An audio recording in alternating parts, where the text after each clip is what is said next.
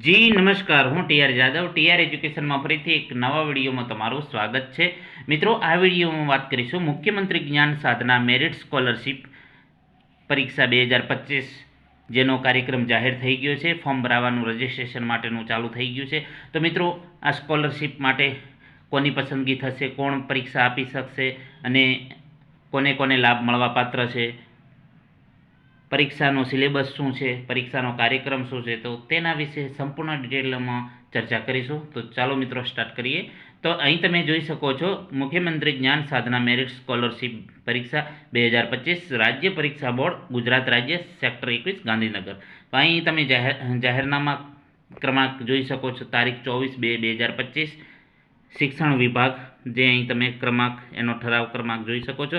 તો કે ધોરણ 1 થી 8માં જે સરકારી અથવા તો અનુદાનિત પ્રાથમિક શાળાઓમાં સળંગ અભ્યાસ કરી ધોરણ 8નો અભ્યાસ પૂર્ણ કર્યો હોય તેમજ બાળકોનો મફત અને ફરજિયાત શિક્ષણનો અધિકાર અધિનિયમ એટલે કે આરટીઈ 2009, આરટીઈ એક્ટ 2009 અને તે હેઠળ રચાયેલા બાળકોના મફત અને ફરજિયાત શિક્ષણનો અધિકાર નિયમો 2012 અન્વયે 6 થી 14 વર્ષના નબળા વર્ગોના અને વંચિત જૂથના બાળકોને સ્વનિર્ભર શાળાઓમાં વર્ગની સંખ્યાના 25%ની મર્યાદામાં મફત શિક્ષણની જોગવાઈ હેઠળ સ્વનિર્ભર શાળાઓમાં ધોરણ 1માં પ્રવેશ મેળવી ધોરણ 8 સુધીનો સળંગ અભ્યાસ પૂર્ણ કરેલ હોય તેવા વિદ્યાર્થીઓ પૈકી તેજસ્વી વિદ્યાર્થીઓને મેરિટના ધોરણે સરકારી ગ્રાન્ટેડ અથવા નિયત ધારા ધોરણ મુજબ પસંદ થયેલ સ્વનિર્ભર શાળાઓ પૈકીની માધ્યમિક શાળાઓમાં ધોરણ 9માં પ્રવેશ મેળવી ધોરણ 12 સુધીનું શિક્ષણ પ્રાપ્ત કરી શકે તે માટે ગુજરાત રાજ્યના 25,000 તેજસ્વી વિદ્યાર્થીઓને દર વર્ષે પસંદ કરી તેમની ધોરણ 9 થી 12 સુધીના અભ્યાસ માટે સ્કોલરશિપ આપવા મુખ્યમંત્રી જ્ઞાન સાધના મેરિટ સ્કોલરશિપ યોજના અમલમાં મૂકવામાં આવેલ છે. આ યોજના અન્વયે રાજ્ય પરીક્ષા બોર્ડ દ્વારા મુખ્યમંત્રી જ્ઞાન સાધના મેરિટ સ્કોલરશિપ પરીક્ષાની જે કાર્યક્રમ છે અહીં તમે જોઈ શકો છો. પરીક્ષાનો કાર્યક્રમ છે, જાહેરનામું બહાર પાડવાની તારીખ છે 24/2/2025. રજિસ્ટ્રેશન ફોર્મ ઓનલાઈન ભરવાનો જે સમયગાળો છે મિત્રો અહીં તમે જોઈ શકો છો 25/2/2025થી તારીખ 6/3/2025 સુધી ઓનલાઈન ફોર્મ ભરી શકશો. પરીક્ષા ફી નિઃશુલ્ક છે એટલે ભરવાની રહેતી નથી. પરીક્ષાની તારીખ છે 29/3/2025ના રોજ પરીક્ષા યોજવામાં આવશે. કસોટીમાં બેસવા માટેની પાત્રતા શું છે? તો પરીક્ષા આપવા માટે પાત્રતા શું છે? તો કે સરકારી અથવા તો અનુદાનિત જે પ્રાથમિક શાળાઓમાં ધોરણ 1 થી 8નો સળંગ અભ્યાસ કરી ધોરણ 8માં અભ્યાસ કરતા હોય કે ઉત્તીર્ણ થયેલ હોય તેવા આવકની મર્યાદાને લીધા વગર તમામ વિદ્યાર્થીઓ એટલે કે સરકારી અથવા તો ગ્રાન્ટેડ જે પ્રાથમિક શાળાઓ છે અનુદાનિત શાળાઓમાં ધોરણ 1 થી 8નો સળંગ અભ્યાસ કરીને ધોરણ 8માં અભ્યાસ કરતા હોય કે ઉત્તીર્ણ થયેલ હોય એટલે કે પાસ થયેલા હોય તેઓની આવક મર્યાદાને ધ્યાને લીધા વગર તમામ વિદ્યાર્થીઓ અથવા તો આરટીઈ એક્ટ 2009ની કલમ 12(1)(c)ની જોગવાઈ હેઠળ જે તે સમયે સ્વનિર્ભર શાળાઓમાં 25%ની મર્યાદામાં ધોરણ 1માં પ્રવેશ મેળવેલ વિદ્યાર્થીઓ કે જે હાલ વર્ષ 2025 ધોરણ 8માં અભ્યાસ કરતા હોય કે ઉત્તીર્ણ હોય અને જેઓને વાલીની આવક જ્ઞાન સાધના મેરિટ સ્કોલરશિપ પરીક્ષા વખતે આરટીઈ એક્ટ 2009ની કલમ 12(1)(c) હેઠળ પ્રવેશ માટે નિયત થયેલ આવક મર્યાદા કરતાં વધુ ન હોય તેવા વિદ્યાર્થીઓ પણ પરીક્ષા આપી શકશે. પરીક્ષા ફી તો આમાં પરીક્ષા ફી કશું છે નહીં. કસોટીનું માળખું તો કે આ પરીક્ષા માટે બહુ વિકલ્પ એટલે કે મલ્ટિપલ ચોઇસ ક્વેશ્ચન હશે, એમસીક્યુ બેઝ. આ પરીક્ષાનો જે છે પ્રશ્નપત્ર 120 ગુણનું અને સમય 150 મિનિટનો રહેશે.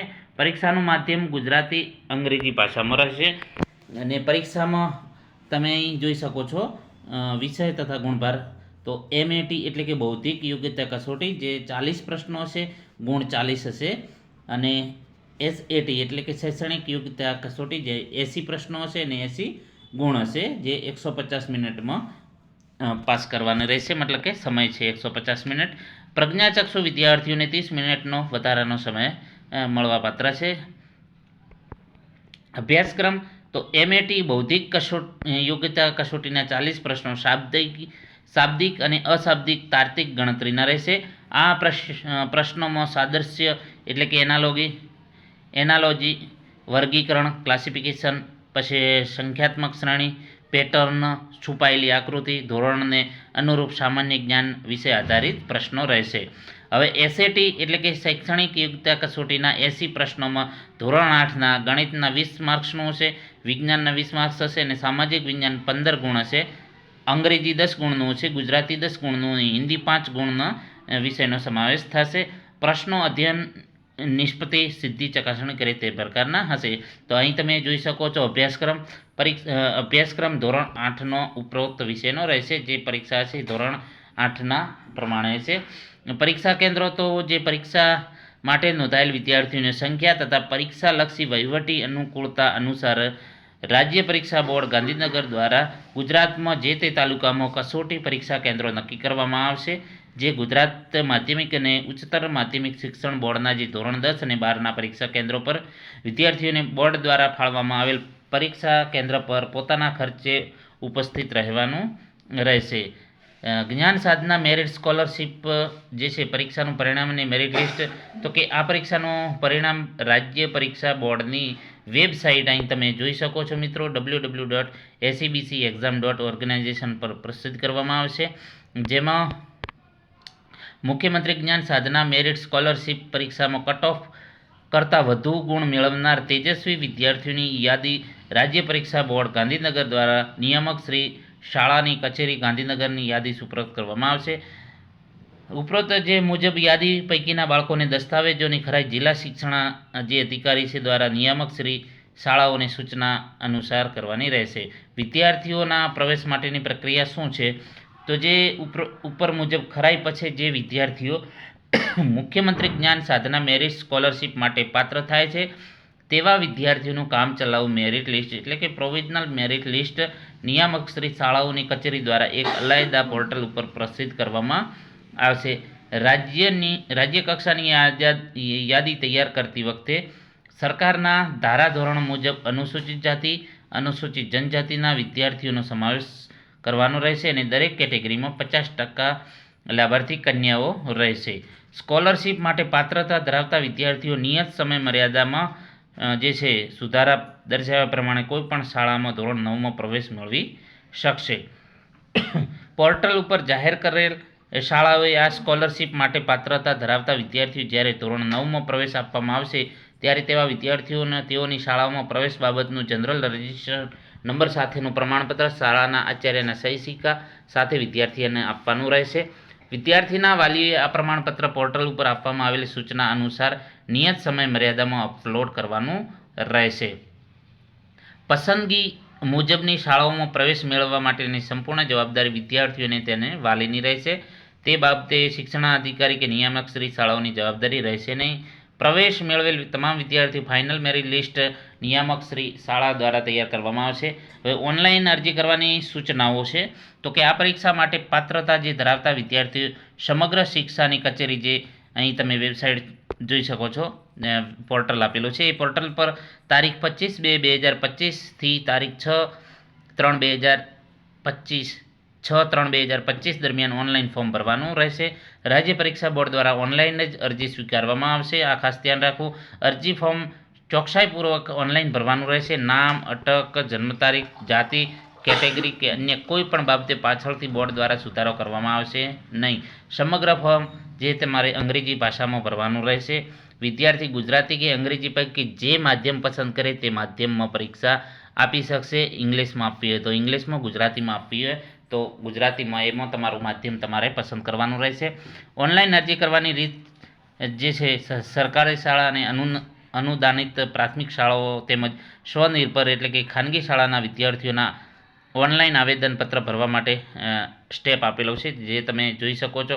તો સૌપ્રથમ તમારે જે છે સ્કૂલ અટેન્ડન્સ ગુજરાત.in પોર્ટલ છે તેના પર તમારે જવાનું રહેશે અને તેમાં શાળાના ડાયસ કોડથી લોગિન કરવાનું રહેશે અને ત્યારબાદ શાળાના કોઈ પણ એક શિક્ષકના ટીચર કોડ તમારે નાખવાનો રહેશે અને ધોરણ 8 ભણાવતા શિક્ષકના કોડને પ્રાથમિકતા આપવી. જો તેમની બદલી કે નિવૃત્તિ હોય તો શાળાના અન્ય શિક્ષકનો કોડ એડ કરવો. ધોરણ 8 પર ક્લિક કરવું. ધોરણ 8ના તમામ વિદ્યાર્થીઓ કોડનું લિસ્ટ સ્ક્રીન પર દેખાશે. તમામ વિદ્યાર્થીઓનું એક પછી એક ફોર્મ ભરવાનું રહેશે. પછી તમારા વિદ્યાર્થીનો કોડ ક્લિક કરવાનું રહેશે.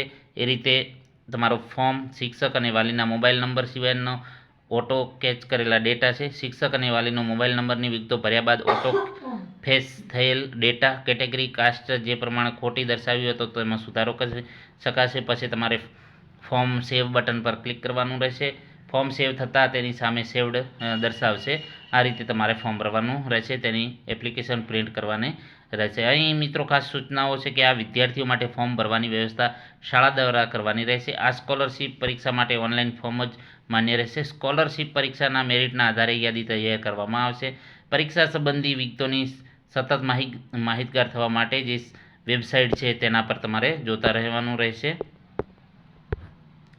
સરકારી અને અનુદાનિત પ્રાથમિક શાળાઓનો તેમજ સ્વનિર્ભર શાળાઓમાં વિદ્યાર્થીઓ ઓનલાઈન આવેદન સમગ્ર શિક્ષાની કચેરી જે છે પોર્ટલ એના પર તમારે ભરવાનું રહેશે.